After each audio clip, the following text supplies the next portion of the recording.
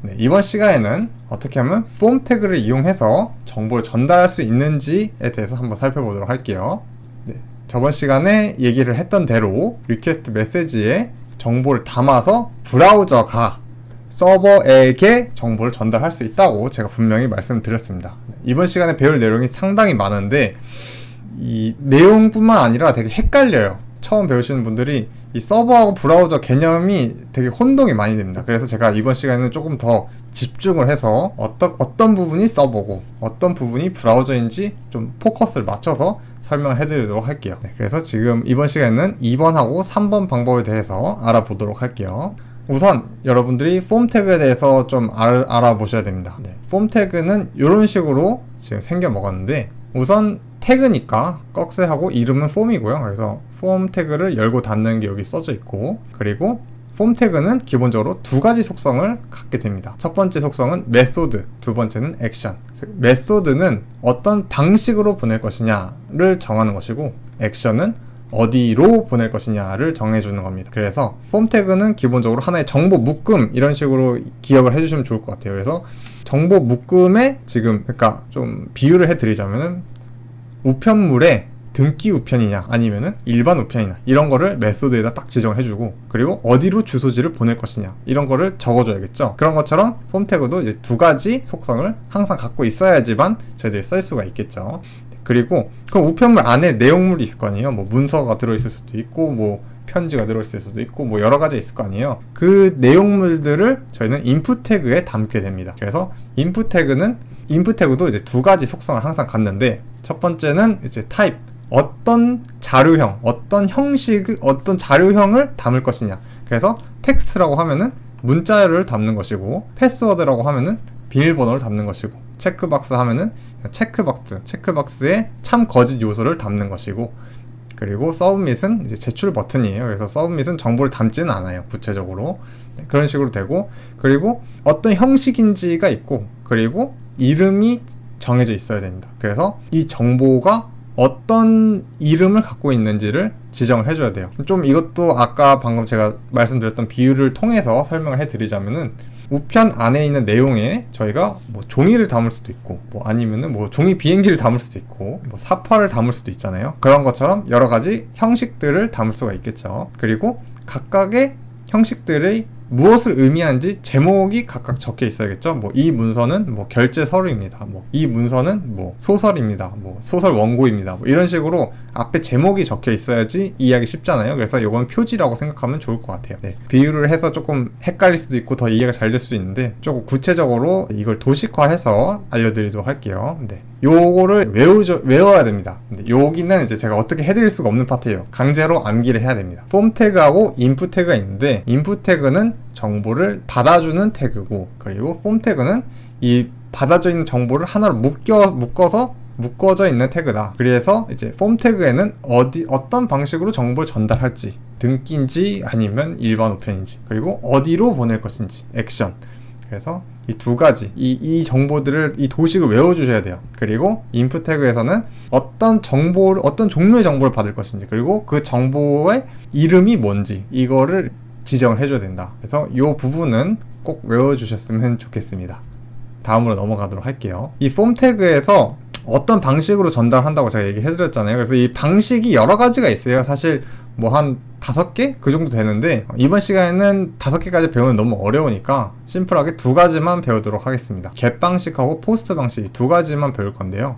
이 메소드 방식으로 get 방식은 저희들이 기본적으로 쓰는 방식이에요. 그래서 URL 상에다가 그냥 주소창에 입력을 해서 접속을 하게 되면은 기본적으로 그냥 get 방식으로 접속을 하는 겁니다. 예시를 보여드리자면, 제가 여기다가 슬래시 인덱스라고 적었잖아요. 그러면은 그냥 슬래시 인덱스에 get 방식으로 엔터를 치면 접속을 하게 돼요. 그래서 이런 get 방식은 링크를 통해서 접속을 하거나 아니면 그냥 제가 주소창에 주소를 적어서 접속을 하게 되면 get 방식으로 접속을 하게 되고요. 포스트 방식은 아까 저희들이 배웠던 폼 태그를 이용해서 그 방식으로 접속을 할 수가 있습니다. 브라우저 상에서. 뭐 이게 완전 절대적으로 이게 맞다 이런 식은 아니지만, 지금 여러분들이 딱 이해하기 좋은 포맷은 딱 그 정도라고 생각하면 좋을 것 같아요.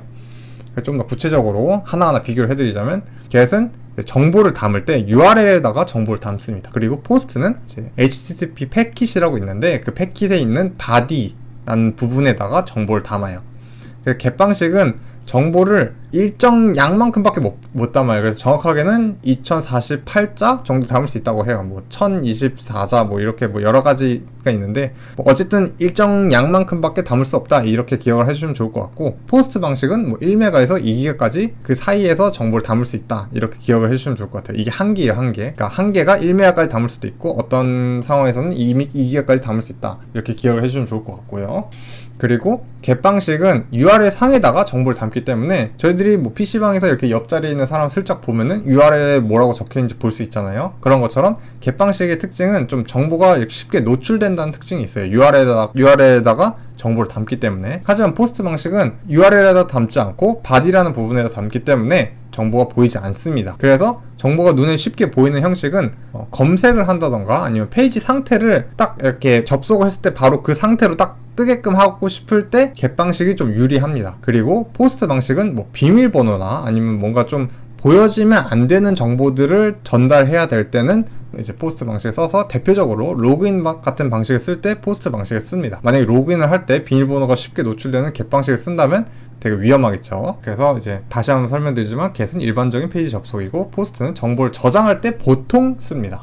그래서 이 get 방식으로 정보를 전달하는 거 간단하게 한번 예시를 보이자면, 뭐 구글에다가 저희들이 뭐 여러 가지가 있네요. 제가 만약에 요거를 검색을 했다고 합시다. 포스트 메소드 랭스 리미트 요걸 검색을 하게 되면은 요 뒤에 URL 창에다가 물음표를 치고 여러 가지 정보들이 쫙 적혀 있어요. 그죠? 이런 광경 많이 보셨죠? 이게 바로 요 물음표 치고 요 뒤에 있는 부분이 정보를 담는 부분이에요. 그래서 지금 이런 다양한 정보들을 담아서 지금 구글 서버한테 요청을 하고 있는 겁니다. 이 방식이 지금 get 방식이에요. 제가 만약에 이 URL을 그대로 다른 창에다가 붙여 넣어서 접속을 하면은 그대로 제가 검색했던 내용이 잡히고 그리고 결과물이 다 똑같이 나오죠. 그쵸? 그래서 이 get 방식의 장점은 어떤 상태의 정보를 전부 다 URL에 담겨져 있기 때문에 쉽게 다른 사람한테 공유를 할 수 있어요. 근데 포스트 방식은 URL에다가 정보가 담겨져 있지 않기 때문에 똑같은 URL로 접속을 한다 하더라도 바디에 들어있는 그 정보가 다르기 때문에 똑같은 결과가 나오지 않습니다. 그런 차이점이 있어요. 이걸 100% 아직은 이해하지 않아도 괜찮습니다. 그냥 그런 게 있구나 이 정도만 이해를 하고 넘어가면 좋을 것 같아요. 그리고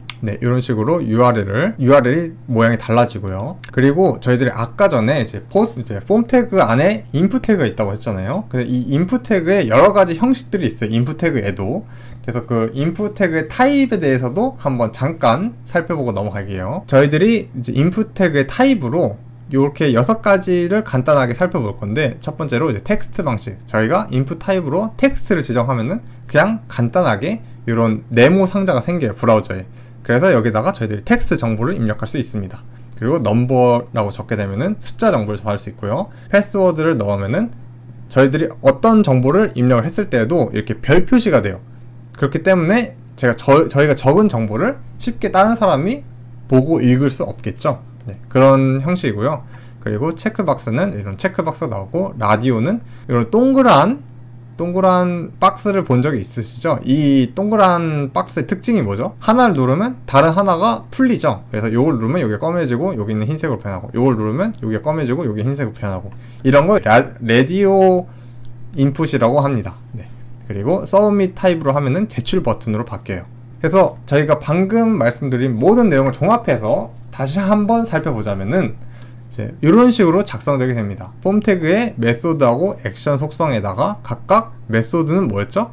메소드는 방식, 어떤 방식으로 보낼 건가, 이렇게 get과 post 방식 둘 중에 하나를 지정할 수 있었고요. 그리고 액션으로는 어떤 URL에 보낼 것인가, 정보를 서버한테 어떤 URL로 정보를 달라고 요청할 것인가, 이걸 지정할 수 있었고요. 그리고 인풋 태그에는 타입과 네임이 있었어요. 네임은 그 인풋 태그의 이름이죠, 이름. 그래서 이 이름을 이용해서 개발자가 헷갈리지 않고 개발을 할 수 있어요. 네. 그리고 타입은 어떤 형식으로 이제 표현을 하게 될 것인가, 네, 그런 거예요. 그래서 저희가 텍스트로 입력을 하면은 브라우저는 요 문장을 읽어서 이렇게 텍스트를 받는 형식으로 바꿔주고요. 패스워드라고 하면은 별표로 저희가 입력했을 때 나오는 박스 상자를 만들어줄 거고요. 그리고 체크박스로 쓰면은 이런 식으로 체크박스가 생성되게 될 거고요. 그리고 서브밋이라고 하면은 제출 버튼이 이렇게 생성되게 될 것입니다. 네. 이 모든 내용은 사실 다 HTML 내용이에요. HTML 내용. 그러니까 정확하게 말씀드리자면 프론트의 내용입니다. 그래서 브라우저가 하는 일이에요. 서버가 하는 일이 아닙니다. 그래서 요 태그는 태그는 저희들이 뷰 파일에다가 적게 되겠죠. 그러면은 뷰 파일에다 적으면은 레일즈 서버로 이제 다시 이거는 HTML이기 때문에 브라우저 상에서 작동을 하는 거예요. 저희들이 브라우저 상에 정보를 입력해서 저희가 로그인 하려고 제출 버튼 눌렀다고 한번 생각을 해봅시다. 그러면은 레일즈 서버에 이 정보들이 전부 다 갑니다. 전부 다 가서 어디에 담기냐면은 이제 컨트롤러에서 저희들이 이 받은 정보들을 가공을 해야 되잖아요. 그쵸? 그 가공을 하기 위해서 레일즈는 좀 쉽게 정보에 접근하도록 만들기 위해서 파람스라는 요 변수에다가 정보들을 다 저장을 해줍니다. 그래서 우리들은 이 파람스 변수의 안에 접근을 해서 그 정보들을 가공할 수 있어요. 예를 들어서 저희들이 지금 input 태그에다가 네임으로 id라는 이름을 붙였어요. 그러면은 레일즈는 이 제출 버튼을 딱 누르면 브라우저가 이 정보를 취합해서 딱 레일즈 서버한테 던져줘요. 그러면은 레일즈 서버는 그걸 받아서 파람스에다가 이제 정보를 저장을 하는데 요 이름 있죠? 요 저희가 전에 지정했던 이 이름들, 이 이름을 여기다가 적어서 그 정보를 접근할 수가 있습니다. 제가 만약에 첫 번째 빈칸에다가 id라고 적어놨으면은 파람스 대괄호 열고 땡땡 id 이렇게 적으면은 요 안에는 저희들이 브라우저 상에서 적었던 정보들이 담겨져 있어요. 그리고 pw 하면은 여기 저희가 pw로 패스워드 정보를 담았기 때문에 패스워드 정보가 요 안에 딱 담겨져 있습니다. 네, 이해가 좀 되시나요? 그러니까 요 부분하고 요 네임 부분하고 연결이 된다. 그래서 이름을 똑바로 안 지어 놓으면은 여러분들이 나중에 레일즈 서버 컨트롤러에다가 코드를 작성할 때 되게 헷갈리겠죠. 네, 그래서 이름을 잘 지어서 헷갈리지 않도록 만드는 것도 개발자의 중요한 업무 내용 중 하나입니다. 네, 그래서 레일즈는 자동적으로 받은 정보를 파람스의 변수에 저장을 하고, 그리고 컨트롤러에서 파람스에 저장되어 있는 정보를 꺼내서 하나하나 사용할 수 있다. 이거를 기억을 해주시면 좋을 것 같습니다. 네, 그래서 이제 실습을 진행할 건데, 구체적으로 무엇을 작업할 거냐면, 저희들은 레일즈 안에서 코드를 작성할 수가 있어요. 저희들은 브라우저를 따로 조작하거나 그런 작업을 할 수 없어요. 그래서 아까 폼 태그를 배웠잖아요. 그 폼 태그는 저희들이 뷰 파일에다가 작성을 할 거예요. 그래서 그 뷰 파일에다가 폼 태그를 작성해서 브라우저가 그 폼 태그가 있는 페이지를 주세요, 이런 식으로 요청을 하면은 저희들이 그 폼 태그를 주고, 그럼 브라우저에서 그 정보를 담은 다음에 다시 제출 버튼을 누르면은 그 제출 버튼을 누른 즉시 브라우저가 지정된 URL로 정보를 딱 보냅니다. 그러면은 레일즈 서버에서 그 정보를 다시 가공해서 결과를 다시 브라우저한테 알려줘야겠죠. 네, 이런 식으로 진행이 됩니다. 네, 그러면 하나하나 직접 한번 살펴보도록 할게요. 네, 저는 지금 구름 IDE를 켰고요. 그리고 전에 작업했던 컨테이너에 들어가 있습니다. 이 상태에서 저희들이 지금 무슨 작업을 할 거냐, 첫 번째로 저희들은 폼 태그가 담겨져 있는 하나의 또 새로운 페이지를 만들 거예요. 그리고 그 새로운 페이지에서 이제 제출 버튼을 눌러서 결과가 나오는 페이지를 하나 더 만들 겁니다. 네, 그래서 저희들은 지금 두 가지 페이지를 만들 겁니다. 이거를 기억을 해주세요. 두 가지 페이지를 만들 거다. 그러면은 저희들이 지금 add라는 페이지가 전에 생성을 했었거든요. 이런 식으로 add라는 페이지 생성을 했었는데, 이번 시간에는 이제 result라는 페이지를 하나 더 생성할게요. 페이지를 만들 때는 세 가지를 기억해야 된다고 했죠. 첫 번째로 액션을 만들어야 되죠. 그래서 calculator 컨트롤러에 들어가서 def라고 쓰고 result라고 적을게요. 그리고 저장을 해주시고, 그 다음에 route.rb에 접속해서 여기다가 저희들은 post라고 적을게요. post가 아니죠. get으로 적을게요. get result.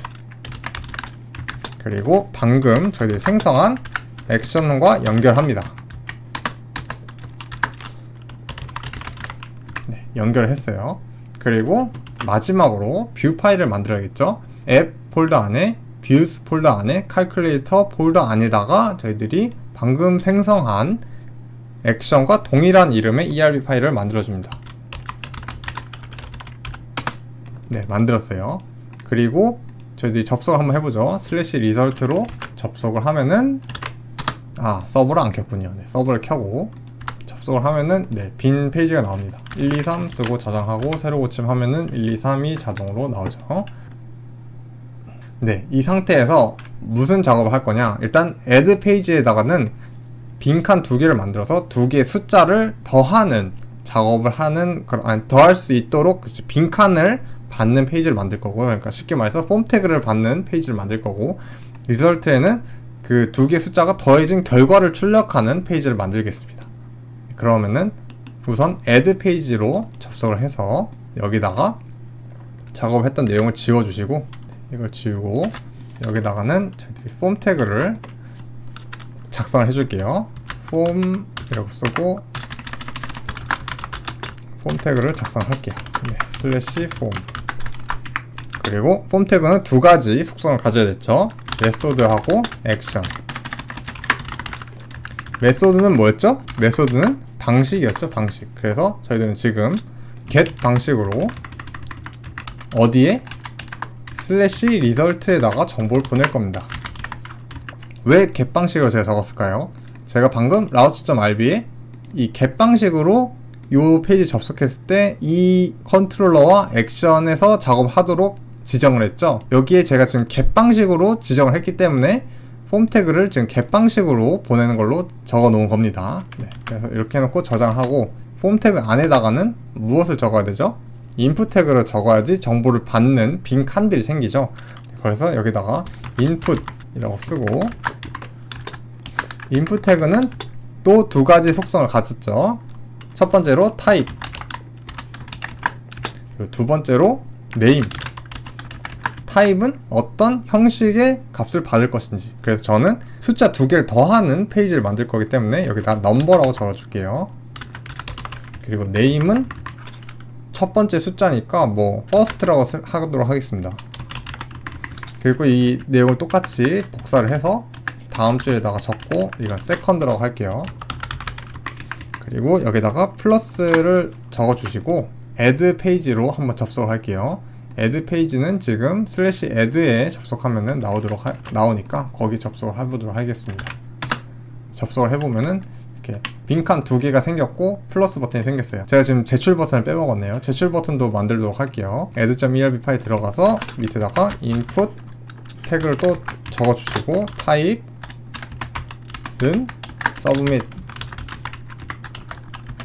이렇게 작성하고 저장을 한 후에 새로 고침하면 여기 제출 버튼이 딱 나왔죠. 그래서 여기다가 숫자를 적고 제출 버튼을 누르면은, 네, 지금 1, 2, 3으로 나오는데 뭔가 이상하죠. 네, 지금 아직 여기에 결과가 나오는 로직을 제가 적지 않았기 때문에 지금 아무런 결과가 나오지 않는 겁니다. 네, 실제로 23하고 30일 더하면 1, 2, 3은 아니죠. 네, 그래서 지금 URL 상에 보면은 물음표 first는 2, 3, second는 3, 1 이런 식으로 적혀 있어요. 이게 지금 get 방식으로 정보를 보냈기 때문에 이런 식으로 적혀져 있는 겁니다. 네, 그러면은 정보를 더해서 결과를 출력하는 페이지를 한번 만들어 보도록 할게요. 리설트 페이지, 리설트 액션에다가 저희들이 방금 받았던 정보를 불러와야겠죠. 파람스라고 적고 여기다가 first 이렇게 적도록 할게요. 그러면은 방금 인풋 태그에서 받았던 first 정보가 나오겠죠. 그리고 두 번째에다가 params second 이런 식으로 적어주도록 하겠습니다. 그리고 이 두 개의 값을 더한 정보를 골뱅이 리설트에다가 넣어서 이 정보를 뷰 파일에도 출력되도록 만들게요. 저희들이 컨트롤러하고 뷰 파일 사이에 정보를 교환하기 위해선 골뱅이 변수명이라고 적힌 이 변수를 이용해서 서로 정보를 교환할 수 있다고 했죠. 그리고 이 변수를 뷰 파일에서 출력하도록 만들도록 하겠습니다. result.erb 파일을 켜시고 여기다가 박스의 %는 골뱅이 result 이런 식으로 적어줄게요. 파일을 컨트롤 S를 눌러서 전부 저장을 해줄게요. 여기에 별표 표시가 있으면 저장이 안 된 거기 때문에 제대로 결과가 출력이 안 됩니다. 이렇게 하고 저희들이 뒤로 돌아가서 다시 여기다가 1, 1 이렇게 적고 제출 버튼 누르면은 네, 111이라고 뜨네요. 네, 뭔가 이상하죠? 무엇이 잘못되었냐면 지금 저희들이 params first하고 params second에 지금 문자 형식으로 여기다가 이해를 하기 쉽게 제가 적어드릴게요. 여기다가 1 플러스 문자열 1 이런 식으로 두 개가 더해졌기 때문에 문자열 1하고 문자열 1이 더해져서 11이 지금 출력이 된 겁니다. 그러면은 이게 문자열이 아니라 숫자로 바꿔야겠죠? 그래서 숫자로 바꾸는 루비 문법이 .toI라고 적어주면 됩니다. 그러면은 이게 toInteger라는 명령어거든요. 그래서 숫자로 바꿔줍니다. 문자열을 이렇게 해서 놓고 저장을 한 후에 새로 고침을 하면은 제대로 2라는 결과가 출력됩니다. 뒤로 돌아가서 다시 여기다가 뭐 100 더하기 10 이런 식으로 해놓고 제출을 하면은 110이 제대로 출력이 됩니다. 네, 이런 식으로 저희들이 한번 만들어 봤는데 이제 여기서 여러분들이 살짝 헷갈리기 쉬운 부분을 한 가지만 더 짚고 넘어가도록 할게요. 슬래시 add로 접속을 하면은 네, 이런 창이 떴죠. 지금 ERB 파일에서 작업한 요 내용은 지금 ERB 뷰 파일이에요. 뷰 파일. 그렇기 때문에 저희들이 여기다 코드를 짜는 것까지는 서버에다가 코드를 집어 넣어 놓는 겁니다. 네. 그리고 브라우저가 이 짜여져 있는 코드를 받아가지고 이런 식으로 출력을 하게 되는 거예요. 여러분들이 헷갈릴 수 있는 게 요 부분은 이렇게 코드를 적는 요거는 뷰 파일이고, 그리고 요 화면은 지금 브라우저예요. 전 지금 접속자예요. 접속자. 네, 접속한 거기 때문에 요 화면은 지금 브라우저입니다. 그래서 정보를 입력하는 행위는 어디에서 이루어지죠? 서버에서 이루어지는 게 아니라 브라우저에서 이루어지죠. 네, 브라우저에서 정보를 제가 지금 입력을 한 거고요. 사용자가 돼서. 그래서 정보를 입력을 하고 제출 버튼을 누르는 순간 다시 서버로 이 정보들을 전송을 해서 어떻게 되죠?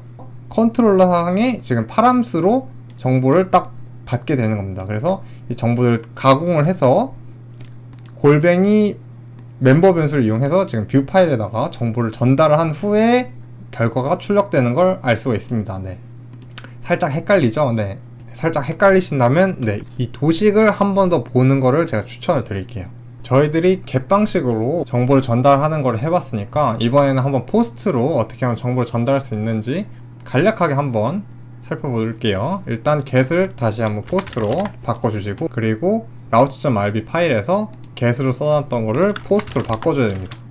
그래야지 이 폼 태그가 슬래시 리설트에 포스트 방식으로 보내서 나중에 정보를 전달 받았을 때 여기에 route.rb에서 에러가 나지 않아요. 포스트 방식으로 받는다고 이렇게 지정을 해놔야지. 이렇게 해놓고 전에 했던 슬래시 add로 접속을 한 후에 1 이렇게 적고 제출을 하면은 네, 에러가 뜨게 됩니다. 에러가 떴을 때 저희들이 구글에 검색을 하는 습관을 들여야 돼요. 저는 지금 이게 무슨 에러인지 알고 있지만 여러분들이 앞으로 무수히 많은 레일즈 에러를 경험하게 될 겁니다. 그래서 이 레일즈 에러가 무슨 의미를 하는지 한번 검색을 해보도록 할게요. 제가 여기는 요 문장을 그대로 복사를 해서 구글에다 검색을 합니다. 그러면은 스택 오버플로우에 어떻게 하면 되는지 알려주는 답장이 있네요. 그래서 여기는 영어 내용들을 전부 다 읽어드리면 시간이 오래 걸리니까 간단하게 얘기를 해서 여기 있는 skip for query protection 요거를 입력하라고 적혀 있어요. 네. 그래서 저거를 복사를 해서 저는 지금 붙여 놓도록 하겠습니다. application controller.rb 파일에 접속을 해주세요. 네. 이거는 컨트롤러 폴더 안에 들어가 있고요. 여기에 들어가서 여기다가 skip for query protection 요거를 적어주시고 저장을 한 후에 새로 고침을 하면은 네, 제대로 된 결과가 나옵니다. 포스트 방식을 썼을 때 항상 저 에러가 뜰 거예요. 그래서 포스트 방식을 쓰려면은 여기 어플리케이션 컨트롤러에다가 요 명령어를 입력을 해줘야지만 에러가 나지 않습니다. 그렇고요. 그래서 요걸 적어주시고 결과를 출력하게 되면은 제대로 포스트 방식으로 저희들이 애들을 접속했을 때 여기다가 숫자 1313 이렇게 적고 제출하면은 제대로 결과가 나오는 걸 확인할 수 있고요. 이 결과가 확인했을 때 주소 창에 물음표하고 1313 이 정보가 적혀져 있지 않죠. 이게 아까 전에 제가 말씀드렸듯이 포스트 방식은 URL에다가 정보를 전달하지 않기 때문에 일어난 일입니다. 이상으로 폼 태그를 이용해서 정보를 어떻게 하면 전달할 수 있는지에 대해서 알아보았습니다. 감사합니다.